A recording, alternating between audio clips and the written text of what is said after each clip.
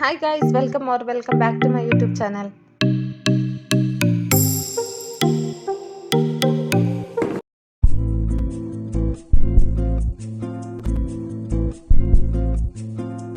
അപ്പോൾ റമളാനിൽ 4 മണി സമയം കഴിഞ്ഞാൽ പിന്നെ കിച്ചണിൽ ഫുള്ള് തിക്കും തിരക്കും ബഹളപ്പടമൊക്കെയാണ്.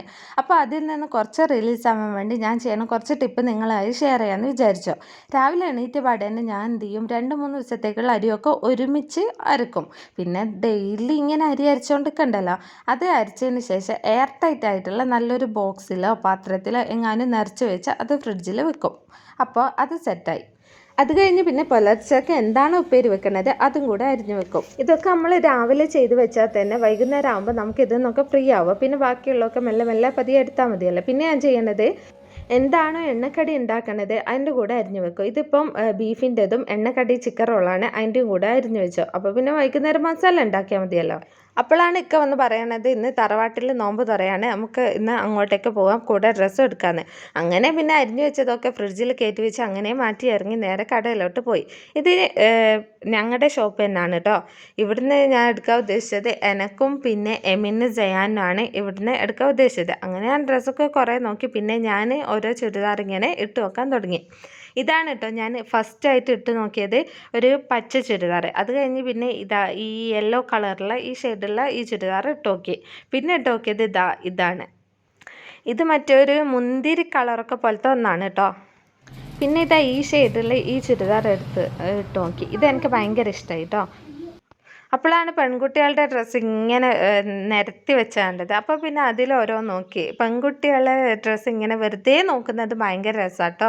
എനിക്ക് ഭയങ്കര ഇഷ്ടമാണ് ഇങ്ങനെ പെൺകുട്ടികളുടെ ഡ്രസ്സ് ഇങ്ങനെ ഓരോന്ന് എടുത്ത് നോക്കിയാണത്. ഞാൻ ഇടയ്ക്കൊക്കെ ഇങ്ങനെ ഓരോ ഡ്രസ്സ് ഇട്ട് നോക്കും, എന്നിട്ട് ഇങ്ങനെ ഫോട്ടോ ഒക്കെ എടുത്ത് നോക്കും. എനിക്ക് ഭയങ്കര ഇഷ്ടമാണ് പെൺകുട്ടികളെ.